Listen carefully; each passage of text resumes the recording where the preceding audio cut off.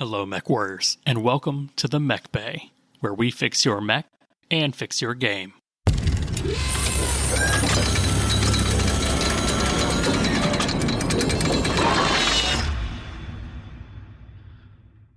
All right, and I'm your host, Josh, and today we have our co-host, Dustin, back in the hot seat. How's it going? And we've brought back Kurt by special demand for covering the movement phase. Thank you for having me again. So first, let's do some hobby progress and news. So, Dustin, what have you gotten done lately? I just started up some Tau stealth suits. Been working on my Riptide still. Still not painting Battletech stuff. Soon. Shame on you. Shame. What about you, Kurt? I'm not much better. Lately, for me, it's been a lot of 3D printing projects. Working on a big word bearer trader guard for my 30k forces. Working on an Imperial Baneblade for that. A couple biker units for my Dark Angels for 30k. Okay. I mean, to be fair, I've only gotten one thing painted, and that was putting the finishing touches on my Chaos Lord for my Sigmar army, which I swear I'll get done this year. Welcome to the Battletech podcast, where we talk about painting 40k stuff. To be fair, it's pretty cold here, and I have been very fearful of priming anything, even though I could prime inside in my own painting booth. Still a little fearful of, the lack of humidity and the paint all messing up my brand new, beautiful mechs. Gray is better than bad, foamy, gritty gray. Yes. So, not much for the hobby progress, but we do have some Battletech news. We had Ill Clan come out. Dustin, you actually finished reading it. Yeah, what a tome. But I powered through it. We'll probably talk some spoilers at the end of the podcast, maybe. Give me the skinny on the book without giving any spoilers. Oh, okay, yeah. Ill Clan, quite the tome written by Blaine Lee Pardoe. Lots of battles, kind of setting the scene for Ill Clan. As the name implies, there's some clans. They come to Terra. They're looking to kick some Delvenstone booty. And read the book, find out what happens. One bit of news from the Kickstarter, though, is we do have new maps, the Circle of Equals. Kurt, why don't you talk about those? As I said, I'm a big Clan Ghostbear player, so when I heard that they were coming out with a Circle of Equals, I knew I had to get a set. I was already getting one for my Kickstarter backing, but I ordered an extra. Woo! Yeah, that was a high priority add to the order. Gotta have the full circle so we can have our proper clan duels. The maps are looking different than kind of what I had in my head. They look kind of like a city, don't they? Yeah, they look like a rebel burned out city. But for my inquisitive brain, so you actually need two maps to make a full circle? Correct. Yes, it's two identical maps that they designed to be interconnected. So it's a half circle per neoprene mat. You said identical. Are they the same mat and you just mirror them? Yeah. Oh, okay. Yeah, I have this 1997 MechWarrior 2 Circle of Equals map in my head, and it's just like a Thunderdome. That's kind of the look I was getting out of it, because you can kind of see the lights on the outside, the boundaries, and very industrial. So there's a bunch of places that get some hiding spots or get some maneuver in there, while at the same time having some good clan sight lines. If that's what you're doing, if that's the type of mech you're running in the duel. Yeah, I'm definitely looking forward to having some of those maps. All right, so let's get to the meat of our segment today, and that's mastering the movement phase. So we're going to be talking about actually using your mechs to their full advantage, generating movement points, and using them to either evade your enemy or encircle them, surround them, and kill them. When it comes to movement, you really have four options. And that is, you can either walk, you can run, you can jump, or you can just stand still. So when you move, you're going to be generating the A in the Gator. You read the Battle Mech Manual, they will recommend when you're setting up your to-hit numbers that you use Gator, and that's gunnery, attackers movement, targets movement, other, and range. So we're going to be talking about the A in the Gator a little bit as we discuss the different movement modes. They will make it more difficult for you to shoot at your target, but ideally it will make it even more difficult then for your target to shoot at you. So we'll start with walking. Now, walking generates one attacker movement, so no matter how far you walk, you'll always be taking a +1 to you shooting the enemy. Its most common movement range for all mechs is about 3 hexes to 8 hexes. You also generate 1 heat when you move. And no matter what happens to your mech, you can always walk 1 hex. Yeah, and that's the minimum movement rule. You'll find that in the Battle Mech Manual and or Total Warfare.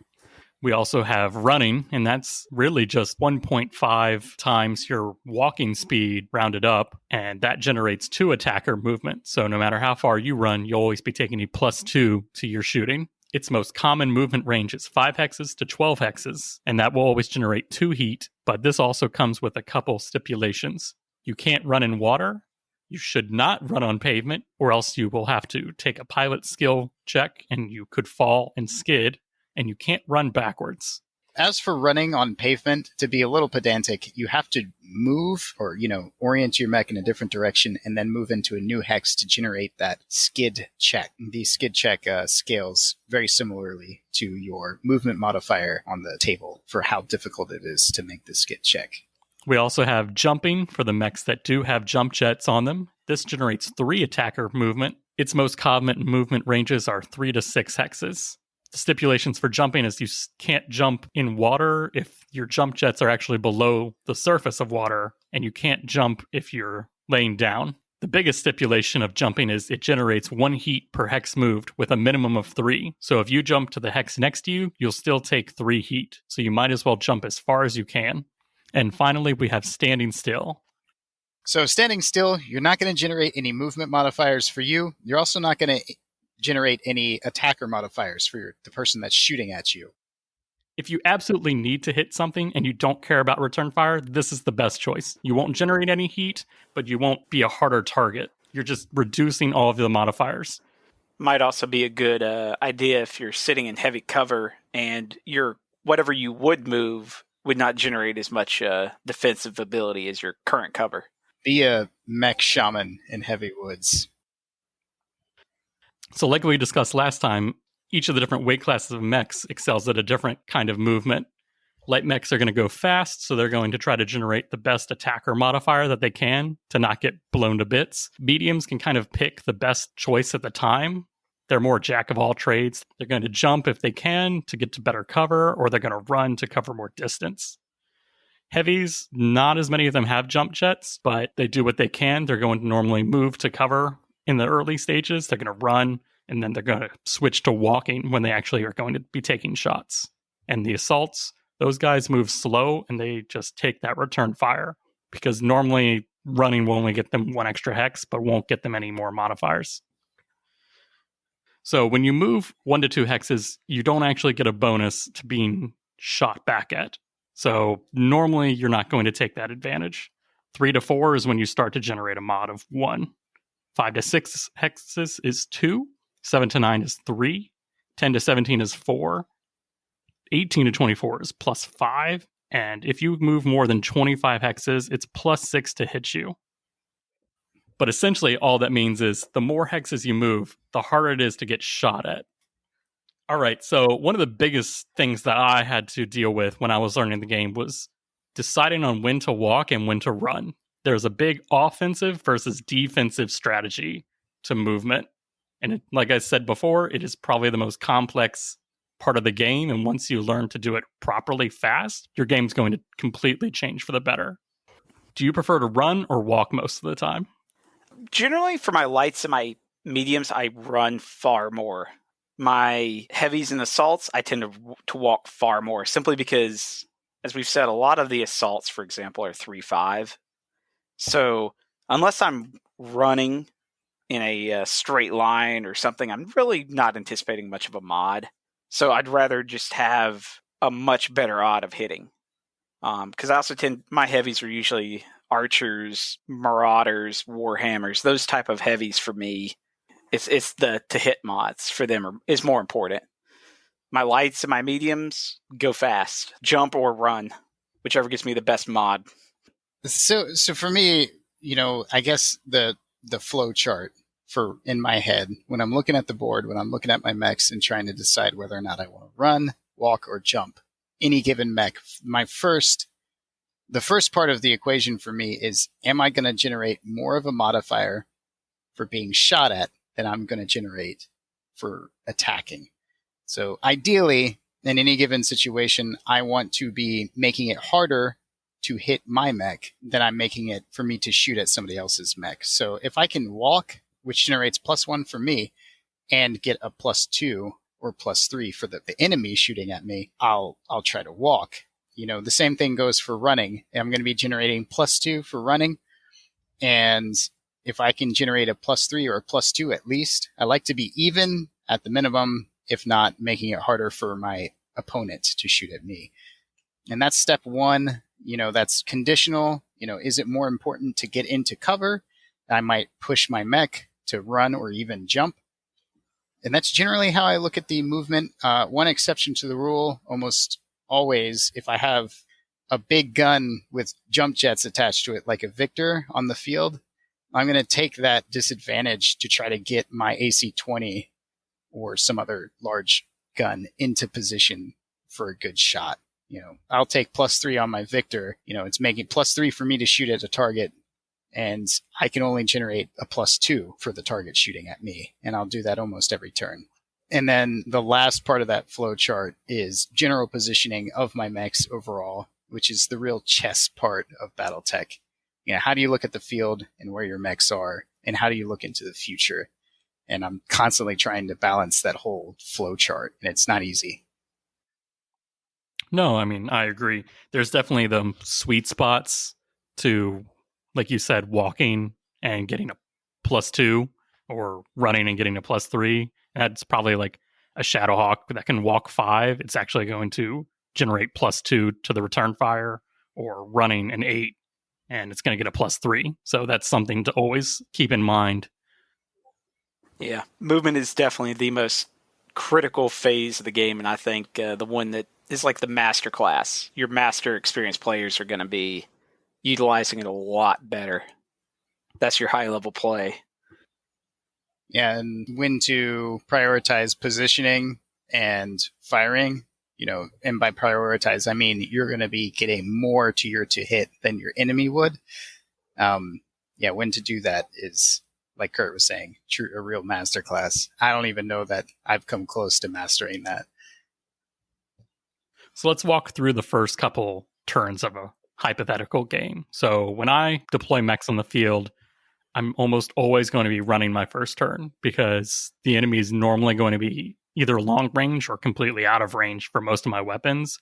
I'm just trying to get to the lines of fire that I want. I'm trying to take as much of the terrain and field so I can dictate the engagement and the ranges. So like if there's a mountain or hill that lets me overlook an open terrain, I'm always going to put a mech that may be more offensively geared, but I'm going to try to take that hill so I can take that larger percentage of the actual map that we're playing on. Dustin, you've played against me a couple times, and I feel like we always end up playing in your 25% of the map. Yeah, I would also say that typically, generally speaking, you bring more brawlers to the field than I do. So you're running them down, you're getting them into range, and you're putting pressure on my, less brawler lists, and really dictating the part of the map that the engagement is taking place in. Yeah, I'm definitely trying not to look at the terrain that's in my side of the map. I'm looking at the midboard and your deployment zone's terrain, because if you have good terrain in your deployment zone, I want you to be able to move out of that so I can take advantage of you being in open terrain. But if you don't have a defensive deployment zone, I'm definitely going to try to push my mechs deeper into the middle and keep you on your toes and make you fight somewhere that you didn't want to. Yep. And that's definitely going to be making sure that I'm using all of my movement as possible. I may be generating a bad to hit modifier, but in those first couple turns, I'm not worried about doing damage. I'm more worried about dictating where the actual engagements are going to happen. And I find, conversely, when we're playing those matches, that typically I bring a sniper to the game and I'm looking for a nest to put that sniper in, somewhere where I can keep it stationary but generate decent numbers, some sort of light or heavy cover with a good field of fire. And my brawler and my 2 skirmishers that I typically bring in a normal list are just running a screen and trying to react and try to keep that theater in view of the sniper. Yeah, so one thing to think about when you're moving, one thing I left out of my little flow chart is whether you have the initiative or not. And I mean, you can have the initiative even if you didn't win the initiative. You might be moving all your mechs and saving one particular mech because you want them to react to a situation. And seeing your opponent, what they've moved and what kind of modifier they've generated might also greatly influence whether you decide to walk, run, or jump your mech. If you can walk a mech and generate enough of a movement mod and a terrain modifier, say that combines to make it harder for your mech to be shot at than the mech you're shooting at after the opponent's mech has already moved, you might walk instead of run. Yeah, I mean, if your opponent is trying to bug out a little bit and they're backing up and expose like a flank that's damaged, or they don't get out of the way of some of your long range guns, you're going to trade a lot of your defensive mods and positioning to take advantage of that and punish them. Yep. It's literally all about risk and reward and mitigating actually hitting your target versus hitting back. So if you see the opportunity to do a lot of damage, you have to weigh that with, okay, I'm going to dish out more damage, but I'm also going to take it. But at this key moment, that's where the game comes down. Yeah, and to reference earlier what I was talking about with jumping a victor always, sometimes I roll the dice, so to speak, taking a shot that I'm going to make less frequently, just hoping that the dice favor me. But generally, overall, when I'm playing, I am attempting to game the numbers. I'm trying to position my mechs and use my movement to generate more favorable odds for my mechs more frequently than my opponents. Because as far as I'm thinking, if I can be shooting on lower numbers and being shot at on higher numbers more frequently throughout the engagement, I'm just going to have a better chance to keep my mechs alive and disable my opponent's mechs. So you bring up initiative. So what goes through your thought process, and how do you pick the first/last mech? So part of it definitely depends on positioning. I will typically, generally speaking, move my heavier mechs first, kind of use them to sink the initiative. If I've got an assault mech, that's not going to go very far in the first place. I'm just going to position them for flexibility. I want them to be able to cover or be able to shoot at where I expect the enemy mechs to be moving, and I will save my lighter and faster assets to react to the opponent's moves. Yeah, I definitely agree. Third, yeah, it's definitely especially critical for those backstabber mechs. Things like your Jenners, your Javelins. Another thing to keep in mind for movement is, what your opponent's mechs can do, and being aware of how far, just like basic stuff, how far they can move, whether or not they're going to be able to get into your rear firing arc, and reacting to that. Kind of keeping that in mind as far as your game theory is concerned. And then... You mean like don't overextend yourself, essentially, right? Yeah, don't overextend yourself, or make sure that if you're overextending yourself, that it's really worth it. I mean, technically you can overextend something that you want to use as bait and almost draw them in. If they think you're presenting a nice, tasty mech that they can shoot, they could get closer. They could expose their flanks. They might move to generate less of a mod for their shooting to take advantage of it, which will let you shoot them better. Yeah, so sometimes you'll move your lighter asset into the rear arc of another mech, maybe even, right up on top of them so you can give them an old kick in the back. And then your opponent moves their mech into that mech, your mech's rear arc, and then you end up with the conga line. You've got 4 mechs lined up back to back or front to back, which can lead to some interesting dice rolls and outcomes. Yeah, I mean, by that point, you're really just, can I roll better than my opponent? Yeah, and that's one of the cores of, one of the core concepts of the movement phase. Can I roll better than my opponent? And a really interesting part of the movement phase is that it's just prep for the firing phase, because, the shooting phase is when you get your damage in. But if you don't move to a range that you can actually do damage in, then your shooting phase is pointless by then. So you really have to execute your movement exactly how you want to actually do damage in the rest of the phases. Yeah, and another thing I'm looking at when I'm moving my mechs is, of course, how high are my modifiers going to be?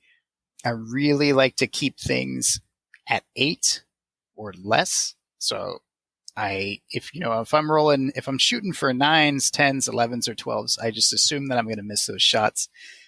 And I feel like my games are happier then. It's never good to assume that you're going to make shots on 7s or 8s. But if I can keep things if I'm moving, if I can keep my attack modifiers kind of at or below 8, that makes me happy, which is typically a walk or a run and medium range for my weapons.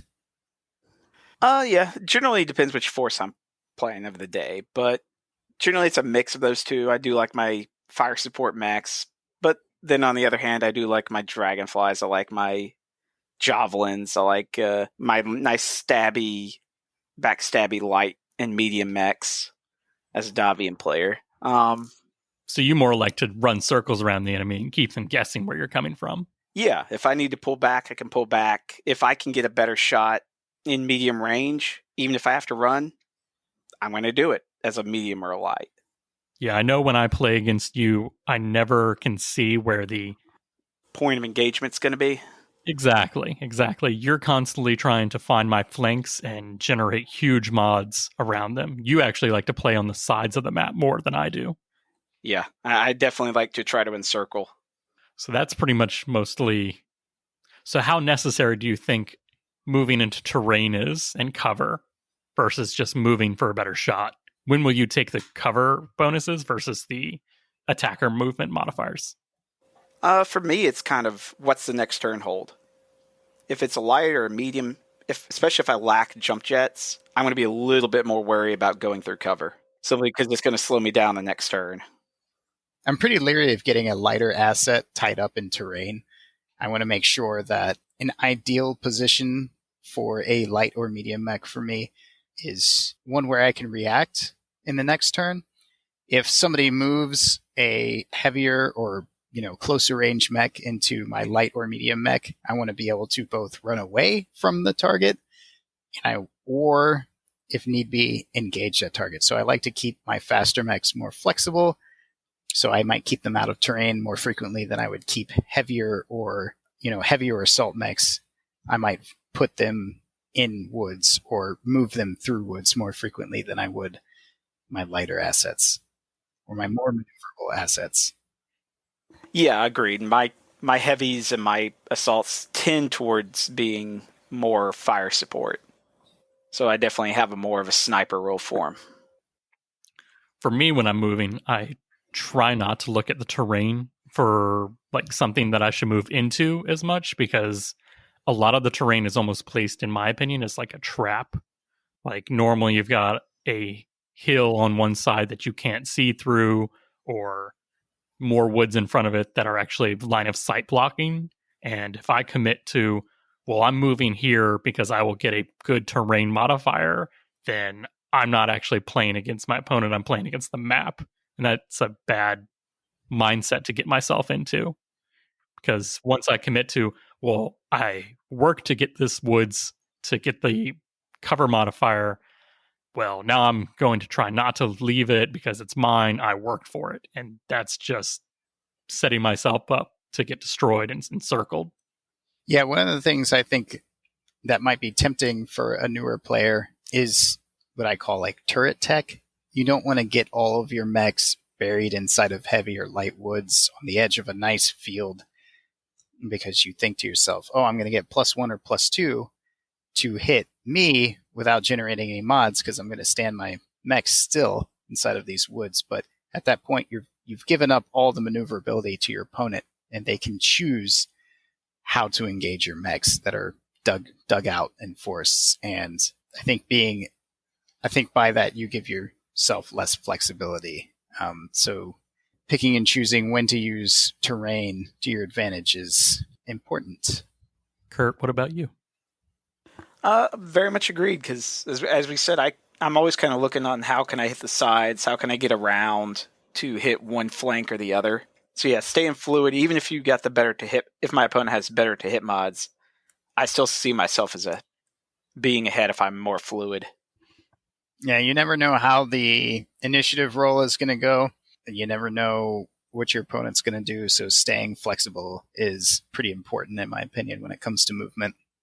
And it's something I fight myself with. I'm real tempted to get, like I mentioned earlier, to put that sniper in a what I would consider or think to myself is a great spot. But, my enemy, my opponent, is just as capable of hiding from me if I spend all these movement points getting my sniper into a nest.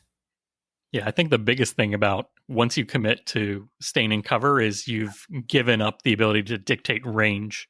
You're just hoping that the opponent will be afraid to come any closer, and that's never going to work because there's almost always something that's more mobile. Like I said, there are mechs that can either run or jump 5, 6, 7 hexes, and that's normally the range that a mech is going to want to, I'm going to stand in this light woods and peck across this open terrain. Well, what's going to happen is you're going to lose the initiative, and they're going to just jump a mech behind you and try to open up rear armor. And then once you're trying to fight that, maybe the next turn, the rest of their brawler mechs or assault mechs are just going to cross that open terrain. When you're looking behind you, just completely dictate the engagement. Yeah, and another thing I'd say as a general concept to keep in mind in movement is just like chess, be looking at 2 turns into the future. You can only spend so much time thinking about how you're going to move your mechs, but running your mech to a certain spot to generate a mod might be cool, but having your mech in a position to move next turn might be more important than that extra +1 to hit.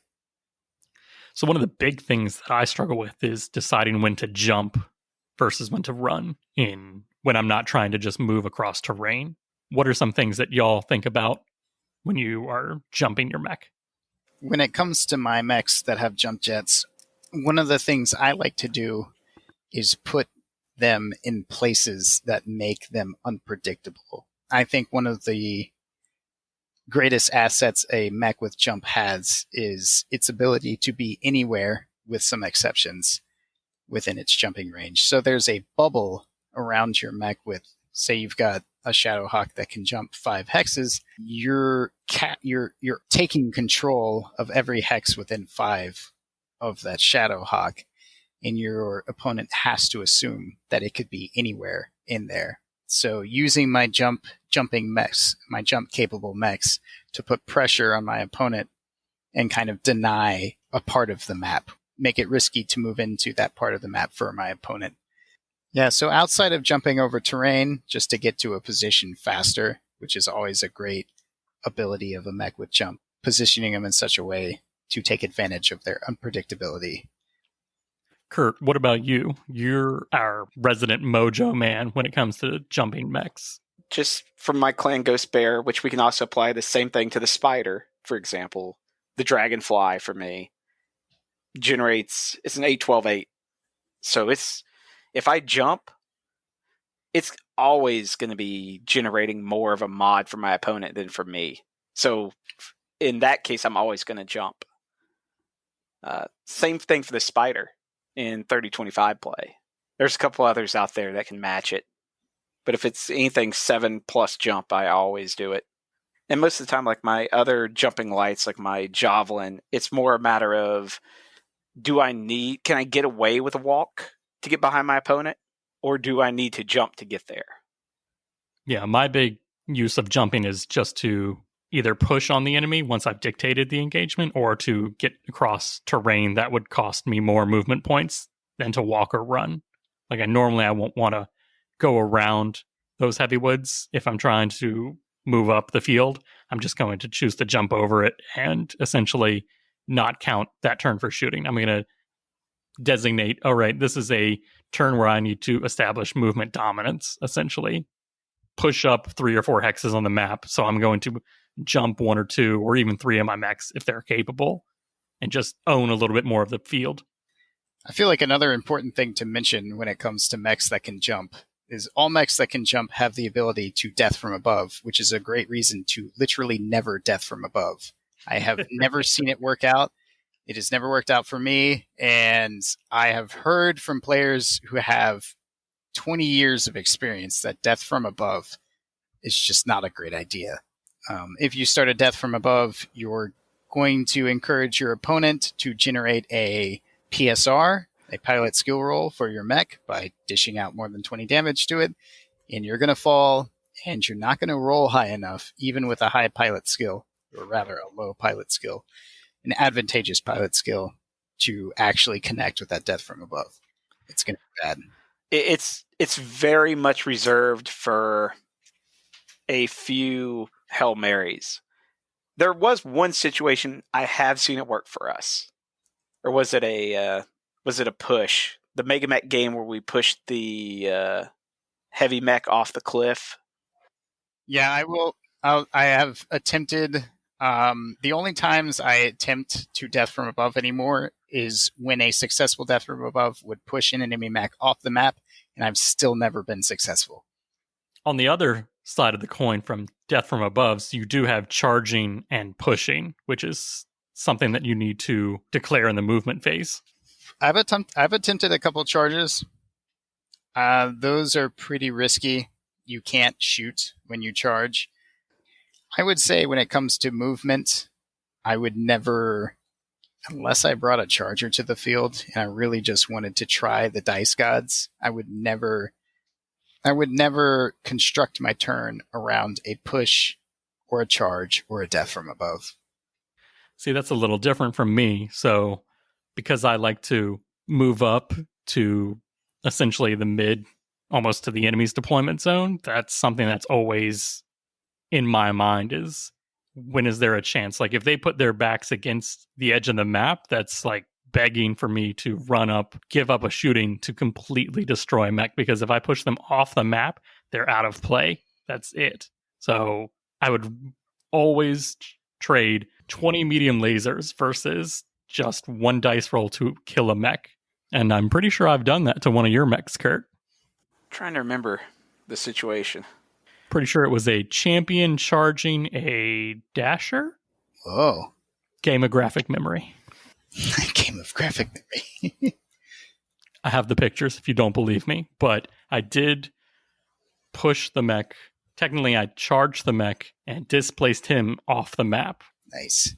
So that movement phase does have the ability to destroy mechs, and that's just something that you have to keep in mind. Yeah, and pushing or charging a mech off of a cliff and having them take a bunch of fall damage. Yeah, that was what I think I was remembering from one of our campaigns we were running in Mega Mech since COVID. Yeah, we pushed the dragon off the hill, and it fell like 3 things and completely blew up. Yeah, and I think at the time we were in light mechs, or maybe like a 40-tonner. Oh, we were all light mechs. we were definitely outgunned and out-armored compared to that. I'm trying to think if there's anything else when it comes to movement. It's everything, and it's also so hard to talk about. I mean, the hard part about talking about movement is it's very reactive, but it's very proactive. So you can't think of it in a vacuum. You have to think about what your opponent has, and you're either working against it or working against what they're doing.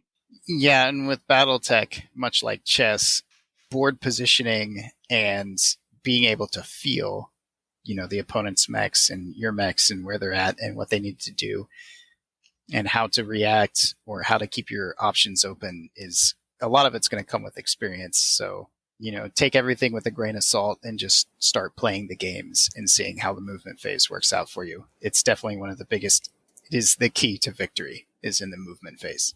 Yeah, definitely after your game, look back at the points that you saw as critical tipping points and realize who had the best movement at the time. Was there something that could have been done to maybe mitigate one way or the other?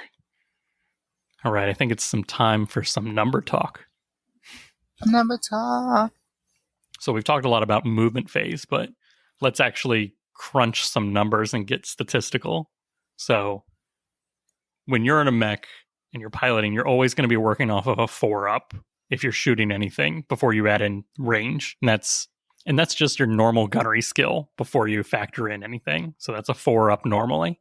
Once you start walking, that's a 5-up, and that takes your chance to hit before range from 92% to 83%. And that's what most people would still consider optimum modifiers. Once you get to a 8-up, and that's 8-up is a run with a normal gunnery skill at medium range, and you have a 42% chance of hitting.